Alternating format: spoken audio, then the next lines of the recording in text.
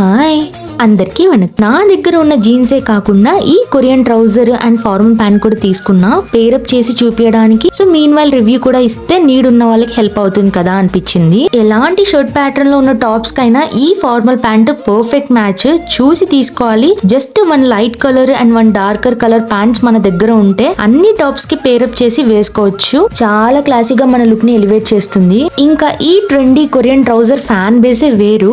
ఏమంటే చాలా మందికి డౌట్ ఉంటుంది, ఏ సైజ్ తీసుకోవాలి, సెట్ అవుతుందా లేదా అని.